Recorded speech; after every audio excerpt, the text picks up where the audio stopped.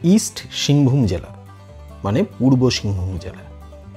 এই জায়গাতে ঝাড়খণ্ড এই রাজ্যের একটা জেলা, সেখানেই ঘাটশিলা গড়ে উঠেছে। যে হোটেলে ছিলাম আমরা ঘাটশিলায়, সেই হোটেলটার একটা সুন্দর ম্যাপ দেওয়া ছিল যে দ্রষ্টব্য স্থানগুলো কোনটা এই হোটেল থেকে কতটা দূরে এবং কোন দিকে। একটা বিষয় বলা ভালো, তোমরা যখন কোনো জায়গায় বেড়াতে যাবে তখন সেই জায়গাটা সম্বন্ধে একটা ম্যাপ তৈরি করে নিয়ে যাবে। ম্যাপ মানে কিভাবে বানাবে আমি বলছি। প্রথমে যে জায়গায় উঠবে সেটাকে আগে মার্কিং করে নেবে, মানে যে হোটেল বা গেস্ট হাউস, সেখান থেকে জায়গাগুলো কোন কোন জায়গা তুমি ভিজিট করবে, সেই জায়গাগুলোর ডিস্টেন্স কতটা হবে সেই বিষয়টা তোমাকে দেখতে হবে। এক্ষেত্রে গুগল ম্যাপের সাহায্য তুমি নিতে পারো।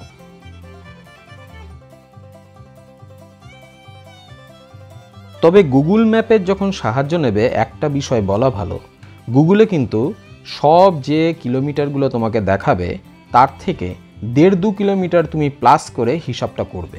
তার কারণ গুগল কখনোই এক্স্যাক্ট কিলোমিটার দেখায় না, মানে নির্দিষ্ট কিলোমিটার থেকে একটু কম বা বেশি হবে। খরচার বিষয়ে বলি, কোনো জায়গায় খরচা সবসময় নির্ভর করে যদি ট্রেনে যাও এবং বিশেষ করে লোকাল ট্রেনে যেতে পারো তাহলে খরচা অনেক কম হয়। এছাড়া লোকাল ট্রেনে গেলে লোকাল লোক মানে সেখানকার যারা অধিবাসী তাদের সঙ্গে কথোপকথনের মাধ্যমে অনেক কিছু জানা যায়। সেক্ষেত্রে তোমার ঘোরাটাও সহজ হয় এবং যাতায়াতেও সুবিধা হয়। কোনো জায়গায় ঘুরতে গেলেই আমি যেটা করি, আমি এই বেসিক জিনিসগুলো আমি সবসময় ফলো করি। ঘাটশিলা অঞ্চলটায় কতগুলো জিনিস সবাই তোমাদেরকে দেখিয়েছে এবং বলেছে যেগুলো খুব সুন্দর। তবে আমি একটা অন্য জিনিস বলছি, এখানকার অর্থনীতি কিভাবে চলছে। এখানে অনেকটাই আমরা যারা ট্যুরিস্ট বা যারা যাই তাদের উপর নির্ভরশীল এদের অর্থনীতি।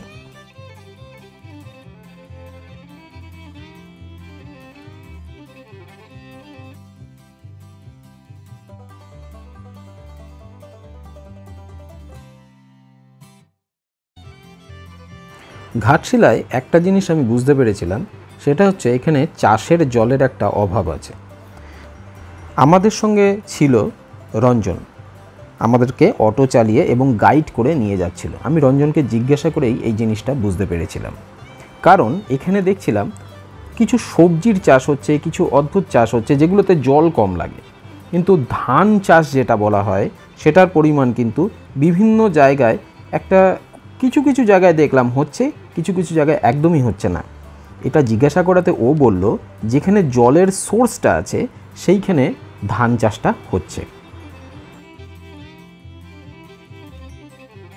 ঘাটশিলা গেলে খরচের দিক থেকে তোমরা যদি হাওড়া থেকে যাও তাহলে বলি খড়গপুর অবধি লোকাল ট্রেনের ভাড়ায় চলে যেতে পারবে।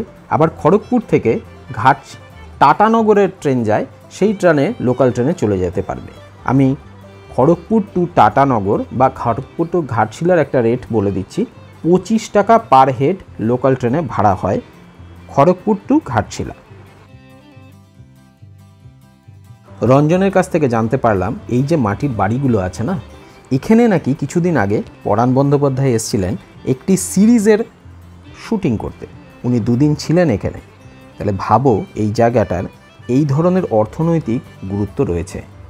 আর এখানে যদি এরা আসেন যারা আর কি এই ধরনের শুটিং করেন বা অন্যান্য কাজ করেন, তাহলে কি হবে জানো, এখানকার মানুষদের একটা সুবিধা হবে, মানে অর্থনৈতিক একটা সুবিধা হবে। সরকার থেকে সাবসিডি দেওয়ার ব্যবস্থা আছে, কিন্তু কোনো একটা জায়গায় যেন আমার মনে হচ্ছিল অর্থনৈতিকভাবে জায়গাটা খুব সচ্ছল নয়। তার কারণ তাই যদি হতো তাহলে ছোট ছোট বাচ্চারা ওই ঝর্ণা দেখাতে নিয়ে যাওয়ার জন্য তারা গাইড হিসাবে কাজ করতো না, এবং তাদেরকে এই কাজটা করতে হচ্ছে। এটা দেখেও একটু খারাপ লাগছিল। তোমরা সবাই জানো যে বিভূতিভূষণ বন্দ্যোপাধ্যায় ঘাটশিলায় ওনার বাড়ি ছিল এবং এখানে অনেক জায়গা সম্বন্ধে উনি ওনার বইয়ে লিখে গেছেন। ফুলডুংরি একটা জায়গা, এরকম আরও অনেক কিছু। ঘাটশিলায় সব থেকে ভালোভাবে থাকার ব্যবস্থা হচ্ছে রামকৃষ্ণ মিশনে, কিন্তু রামকৃষ্ণ মিশনে তো সবাই থাকবার জায়গা পায় না। সেক্ষেত্রে আমি একটা রেট বলে দিচ্ছি, সবাই জানো তোমরা হয়তো 500 টাকা পার ডে পার হেড লাগে থাকা খাওয়া। আমরা যে হোটেলে ছিলাম সেটার নাম বিশাল হোটেল। হোটেলটি ভালো এবং মোটামুটি খরচার দিক থেকেও ঠিকঠাক। এছাড়াও অনেক হোটেল আছে, তোমরা থাকতে পারো। খরচা সম্পূর্ণ নিজস্ব ব্যাপার, যে যেমন চায় সে সেরকম খরচ করে। পুরো ঘোরাটাতে একটা বিষয় আমার কাছে খুব স্বচ্ছ। ঘাটশিলায় বেড়ানোর সবচেয়ে ভালো সময় হচ্ছে অক্টোবর থেকে জানুয়ারি, এই টাইমটা। এই নিচের যে ছোট ছোট ঘরগুলো দেখছো পাহাড়ের কোলে, এইখানকার লোকাল লোকেরা থাকে। আর এখানে তো চাষবাসের ব্যবস্থা বুঝতেই পারছো। এখানকার লোকেদের আমি জিজ্ঞাসা করেছিলাম এ ছাড়া কি করে, বললো বন থেকে কাঠ জোগাড় করে এই ধরনের রিসোর্টগুলোতে ওরা সাপ্লাই করে কিছু, তাই থেকে যে টাকাটা পায় সেটা দিয়ে ওদের চলে। তাছাড়া রেশনের ব্যবস্থা আছে, এইভাবেই চলে টুকটাক করে। আমার মনে হয় এই জায়গাটাতে যদি এই ধরনের জিনিস, যে শুটিং বা অন্যান্য জিনিস বাড়ে, তাহলে হয়তো অর্থনৈতিকভাবে মানুষজনের অনেক সুবিধা হবে এবং জায়গাটা আরও বেশি উন্নত হয়ে উঠবে। ঘাটশিলায় আর একটা বিষয় আমার খুব ভালো লাগলো, সেটা হচ্ছে মানুষজন ভালো। মানুষজন, এখানকার লোকজন তোমাদেরকে কিন্তু হেল্প করবে, এরা কোনো রকম সমস্যা করে না। এখানকার সব কিছুর রেট নির্দিষ্ট, সুতরাং তোমাকে শুধু একটা জিনিসই করতে হবে, সেটা হচ্ছে ওই রেটের সঙ্গে সামঞ্জস্যপূর্ণ খরচা করতে হবে। এটা স্বাভাবিক যে অটো করে গেলে খরচা যা হয়, গাড়ি করে গেলে মানে 4 হুইলারে গেলে খরচাটা জাস্ট ডবল হয়ে যাবে। এই রাস্তাগুলো প্র্যাকটিক্যালি জঙ্গলের মধ্যে দিয়ে এবং পাহাড়ের মধ্যে দিয়ে যাচ্ছে, সুতরাং বুঝতেই পারছো রাস্তাগুলো খুবই সুন্দর এবং চারপাশের প্রকৃতির রূপ দেখতে দেখতেই তোমার সময় কেটে যাবে। একটা বিষয় বলা ভালো, এটা ঝাড়খণ্ড রাজ্য। এখানে এখন যে 3টে ভাষা পড়ানো হয় তার একটা হলো ইংরেজি, একটা হলো হিন্দি, আর একটা হলো ওলচিকি। ওলচিকি হচ্ছে সাঁওতালি ভাষা। তবে বাংলা ভাষা একসময় পড়ানো হতো স্কুলে, যেটা এখন বন্ধ করে দেওয়া হয়েছে। বিভূতিভূষণ বন্দ্যোপাধ্যায়ের বাড়িতে যখন যাই, এটা ওনার কোট তৎকালীন যুগে, ওনার হাতের লেখা বেশ কিছু অংশ, ওনার বাড়ির তখনকার ছবি এবং ওনার পরিবারের বিভিন্ন ছবি আমরা দেখতে পাই। জায়গাটা সংরক্ষণ করে চলেছে বাঙালিরা।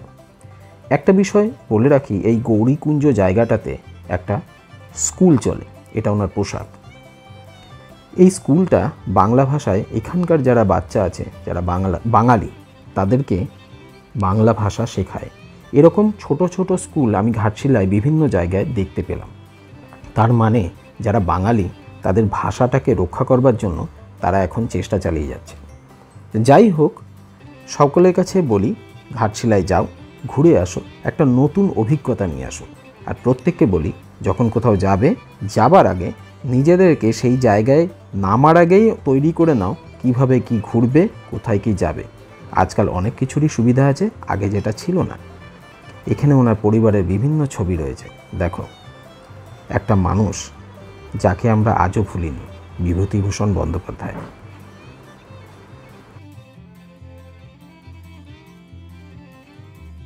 এই অংশগুলো এর আগে আমরা ব্লগে দিইনি, আর এই বিষয়গুলো নিয়েও আমরা কিছু বলিনি। তাই তোমাদের কাছে একটা আবেদন রইল, সেটা হলো দেখো জিনিসগুলো কি, না দেখলে না বুঝলে হবে না। ট্রেনে করে ফেরার সময় লোকাল লোকেদের সঙ্গে যখন আমরা কথোপকথন হচ্ছিল, অনেক কিছু জানতে পারলাম। আর একটা জিনিস পেলাম, সেটা হচ্ছে মানুষজন এখানকার কেমন, সেটা খুব কাছ থেকে বুঝতে পারলাম। লোকাল ট্রেন ছাড়া এই জিনিসটা বোধহয় আমরা অনুভব করতে পারতাম না, এনজয় করতেও পারতাম না। আজকে এখানেই শেষ করছি। ভালো লাগলে লাইক করে দিও আর শেয়ার করে দিও।